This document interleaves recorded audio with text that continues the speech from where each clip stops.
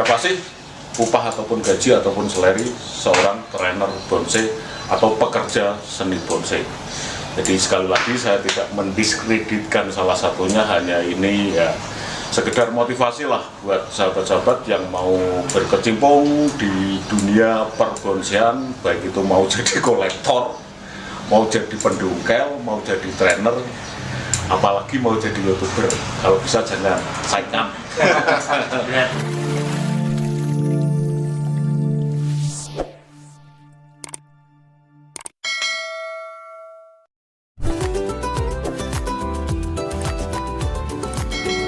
Jawa Pongki. Halo guys, assalamualaikum warahmatullahi wabarakatuh. Ketemu lagi sama Bang Samson Jawa yang punya channel di channel Katro. Oke sahabat-sahabat semuanya, kita sambil ngerjain pruning.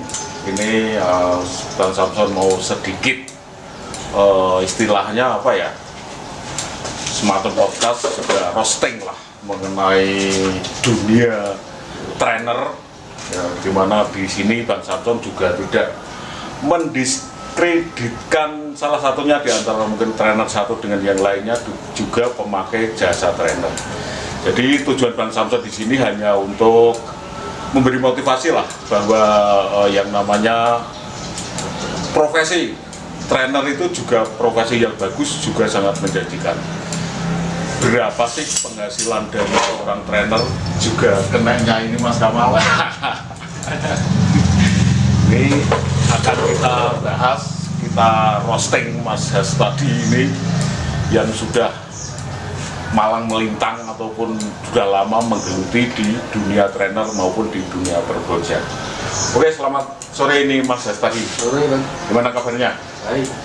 Ya, untuk kali ini saya sedikit mengorek mengenai semacam pribadi lah, agak sedikit privasi seperti itu, mengenai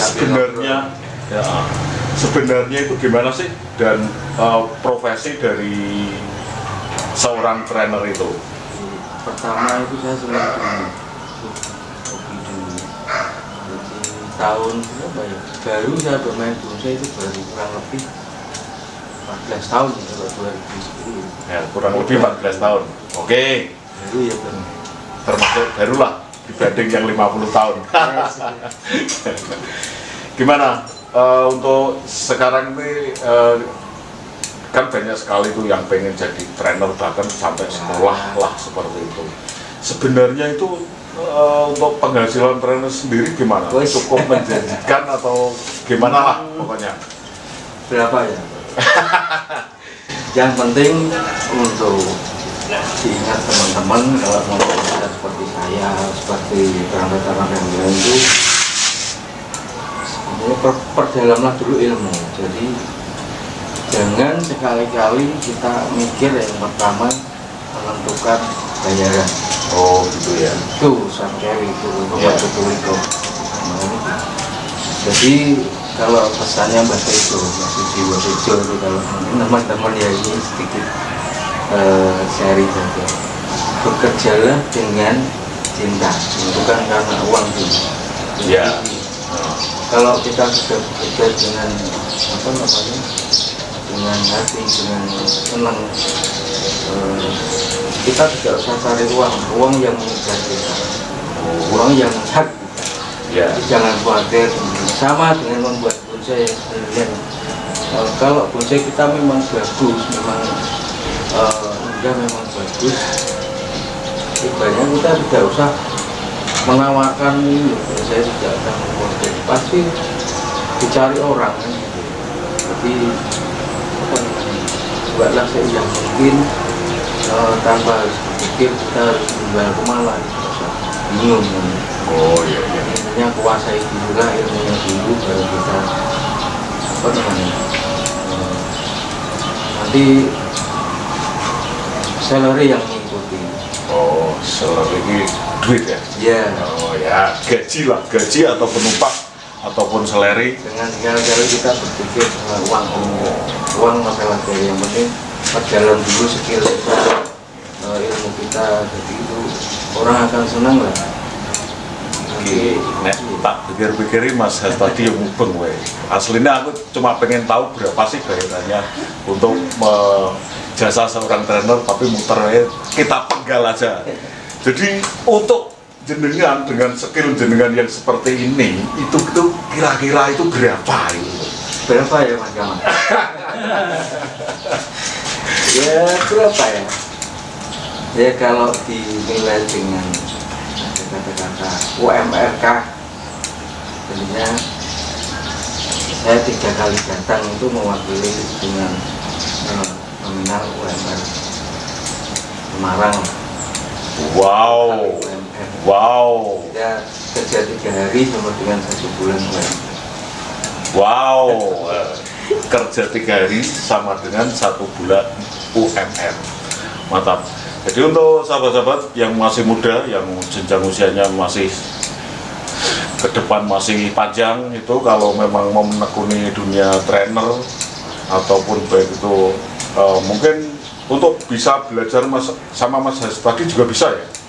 Kalau kebetulan di sini orangnya kan Pak Hikmat ya. Pak Hikmat itu orangnya welcome. Oh, Kita pernah pesan sama saya, silahkan mau kalau ada teman-teman yang mau belajar, beliaunya malah senang. Jadi intinya satu, kita menjalin persaudaraan, pertemanan. Yang kedua, kalau sudah jenengan itu pintar, kan poinnya buat jenengan juga, bukan buat saya, bukan buat kantor, buat teman-teman atau Bapak.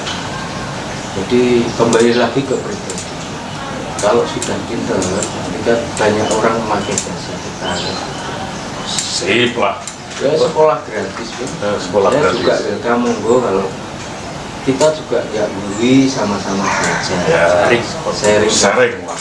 Saya senang kalau teman-teman kritik saya demi kemajuan. Saya senang. Orang yang mau maju kan pasti yang mau menerima masukan.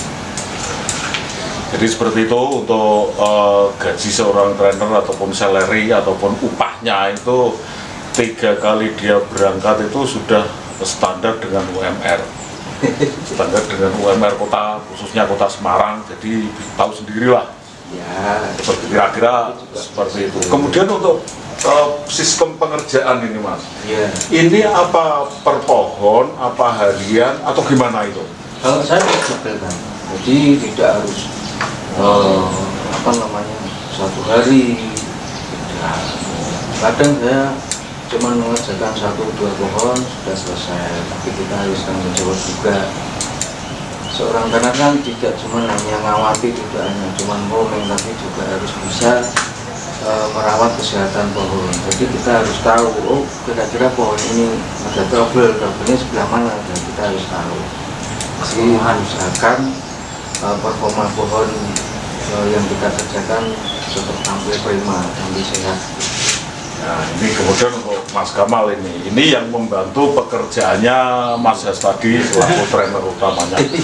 Boleh dibilang mitra, boleh dibilang kenek, boleh dibilang yang membantu aja lah seperti itu. Ini gimana ini Mas? Untuk upah ataupun gaji ataupun salary dengan ini pirong ini. Jadi tukangnya yang melayani Mas Hastadi pirong. Gimana ini Mas Gamal? Ya minimal usaha buat beli rokok lah.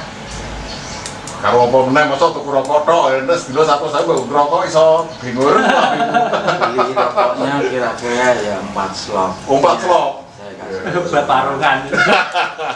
Tapi ya itu kan kita fleksibel Bang, tidak terlalu.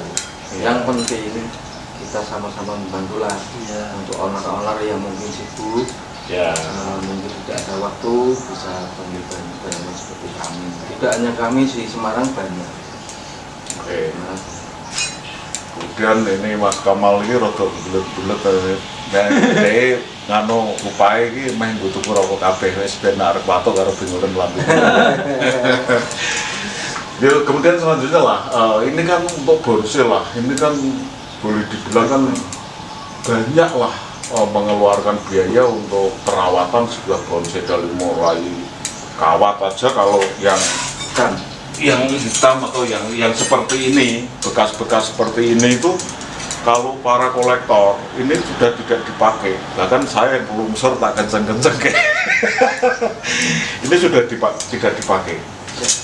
Terus kemudian kan ada semacam bukan mitos ya, apa ya istilahnya itu yang biasa orang mengatakan bahwa bonsai itu mainannya orang berduit. Itu apa benar Pak?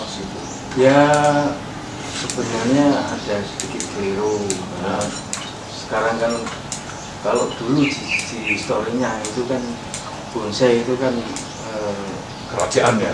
kaisar. Iya, kaisar. Katanya itu kaisar kerajaan dengan menikmati suasana hutan, tapi dengan mungkin tempat yang di yang historinya begitu. Kita harus jauhnya. Kalau sekarang ya tidak semua Pak, tapi bonsai itu ya juga ada kaskanya ya gitu. Ya, Ada tingkatannya ya. Kalau bonsai yang sudah di tangan kolektor ini ya mungkin uang tidak jadi masalah ya. Jadi, Ya. yang penting pohonnya bagus, prima, sehat. Itu orangnya kadang mesti gak pikir rupiah. Oh ya. Jadi istilah itu ya seperti apa ya? Bonsai itu mainannya orang berduit, orang anu ya. Tidak semuanya lah. Mau sampean aja tanpa modal, dungkel aja bisa kok jadi bonsai. Terus kawate golek ngene iki. Iya ora apa-apa. Bukan berarti bonsai itu mainannya para kolektor yang berduit mahal. Kalaupun iya, karena memang sistemnya sirkulasinya harus seperti itu Mas ya.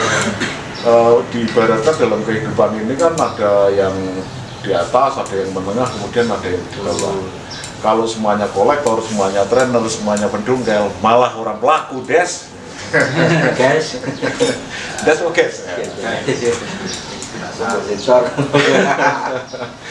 Jadi buat teman-teman lah kalau mau belajar di monggo sama ya, ya, Mas tadi sini enggak apa-apa. BSB untuk ketemu dulu atau ketemu saya atau ketemu Bang Samson, ya mau main untuk kita belajar bareng. saya lagi belajar meruneng nih. Jadi untuk meruneng itu juga tidak sembarangan. Kita mengerjakan untuk pohon ini saya sedikit bertanya sama Mas tadi ini mengenai untuk apa ya, ilmu-ilmu dasar dari trainer itu seperti apa tuh Mas? Yang pertama senang, kita senang dulu. Kalau sudah senang kan berarti nyaman. Kalau kita sudah nyaman, kita mau belajar tentang mendalami sebuah bonsai itu enak. Karena kita sudah senang. Oh iya. Termasuk contohnya begini. Ketika kita menyiram sebuah bonsai, sebuah pohon, kalau dengan hati rasanya enak. Tapi kalau dasari dengan senang kan ala kadarnya itu seperti terus. Bukan tidak tamat kan. Nah itu contohnya. Kalau ilmu kita sambil jalan aja, kita sharing ke teman-teman. Apalagi sekarang kan ada apa namanya, media sosial, YouTube, itu kan kita bisa belajar dari situ. Ya. Dan juga pesan nih buat sahabat-sahabat yang males belajar, tidak ada waktu untuk datang ke sini ya bisa langsung subscribe, like serta komen di channelnya Bang Samson Jowo Kopi. Ya, di situ ada Mas tadi, ada Mas Kamal, ada teman-teman dari pebonsai pendunggal sampai pebonsai top itu di channelnya Bang Samson tuh ada semua. Pokoknya komplit jerit. Yang penting kalau mau jadi trainer atau jadi perawat bonsai yang baik ya kita harus berdalam dulu ilmu kita. Jangan malu untuk belajar. Kalau apa namanya hanya pinter-pinteran dan pinter itu nanti fatal. Iya, iya. Coba dengan belum ada ilmu yang memadai dihadapkan dengan bonsai harga ratusan juta kok gelagapan. Sebenarnya phone the friend, telepon teman. Ya kalau bisa dihindari. Ya, oke. Ambil jalan saja, santai saja, ngopi-ngopi, kita dalam lagi ilmunya. Jadi saya juga belum ahli ya, cuma masih terus belajar juga. Ya, jadi seperti ini yang saya garis bawahi sahabat-sahabat semuanya. Ketika saya itu dihadapkan pada bonsai saya yang saya peruneng sembarangan, itu karena harganya itu masih ratusan ribu maksudnya, bukan ratusan juta. Itu ya fine-fine aja. Dan ketika saya dihadapkan padanya dengan harga 25 juta seperti ini, ya agak nervous. Ya, demam panggung pasti ada. Sama nek salah nyekrik. Milik orang. Lagi milik orang. Iya. Apalagi miliknya tangga.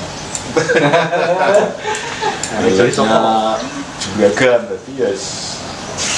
Yang penting kita belajar lah, yes, pelan-pelan. Gitu. Kemudian di samping kita membicarakan masalah pendapatan dan tiap pekerjaan itu kan ada cerita suka dan duka. Suka dukanya apa? Ini untuk Mas Hastadi ini. Dukanya seorang trainer Ya.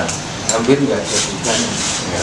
Karena Kerjanya kita kosong ya. kerja sesuai passion kita, jadi sebenarnya contohnya tadi dari tadi yang Biar dulu tamat ke kaya. paling dukanya itu ya panas. Oh iya, panas ya lah. Panas hujan itu ya. Ya, dukanya Alhamdulillah. Yang jelas itu untuk pekerja seni itu saya lihat dari berbagai seni lah, itu memang banyak sekali sukanya daripada dukanya. Makanya kelihatan kan style-style orang seni itu ya kadang seperti itulah, unik-unik.